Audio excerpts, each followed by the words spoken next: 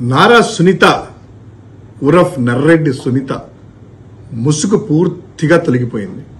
ఎందుకంటే నిన్నటి వరకు ఏదో అక్కడ ఆ ఛానల్లో కూర్చొని సిబిఐ మీద పోరాటం చేస్తున్నాము, ఇట్లా జరిగింది, మా నాన్నను చంపిన వాళ్ళు అని చెప్పి ఒక న్యూట్రల్ ముసుగులో ఒక వివేకానంద రెడ్డి కూతురులాగా ఏదో ధర్మపక్షాన ఆమె పోరాడినట్లు కవరింగ్ ఇచ్చుకుంటూ ఉన్నటువంటి ఆవిడ ఈరోజు పూర్తిగా తన ప్రెస్ మీట్ లో ఎవరెవరికైతే ధన్యవాదాలు చెప్పిందో, ఎవరికి చంద్రబాబు నాయుడు గారికట, లోకేష్ గారికట, పవన్ కళ్యాణ్ అట, మహాసేన రాజేష్ అట, రఘురామకృష్ణరాజు అట, ఇప్పుడు కొలికపూడి శ్రీనివాస్ కట, ఎల్లో మీడియా కట.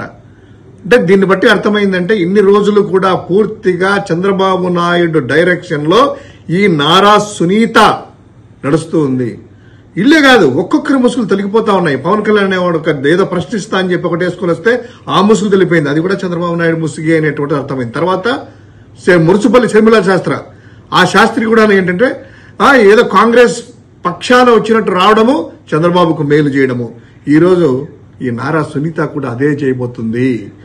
అయినా ఏంటంటావమ్మా, మీ తండ్రిని ఓడించింది జగన్మోహన్ రెడ్డి గారు, అవినాష్ రెడ్డి గారు, భాస్కర్ రెడ్డి గారా? నీ తండ్రిని ఓడించింది బీటెక్ రవి, నీ తండ్రిని ఓడించింది చంద్రబాబు నాయుడు.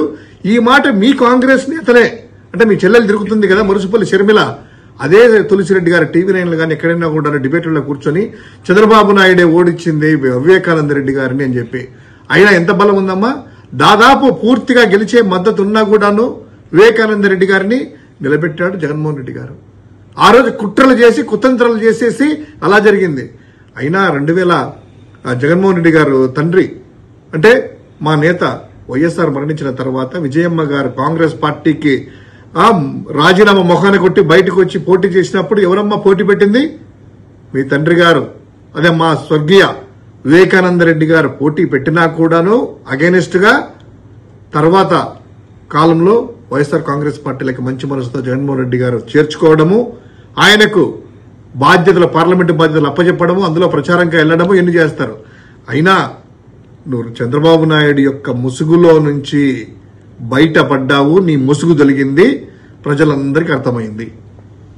ఇప్పుడు ఆపరేషన్ లేకుండానే మోకాళ్లకు ప్లాస్మా ట్రీట్మెంట్, మీ ఆర్థోపెటిక్ సమస్యలన్నిటికీ రోబోటిక్ టెక్నాలజీ ద్వారా తక్కువ ఖర్చుతో శాశ్వత పరిష్కారం, ఫ్రీ కన్సల్టేషన్, ప్రతి ట్రీట్మెంట్ పై 20% డిస్కౌంట్. ఈ ఆఫర్ కొద్ది రోజులు మాత్రమే, త్వరపడండి. V9 hospitals 9281465842.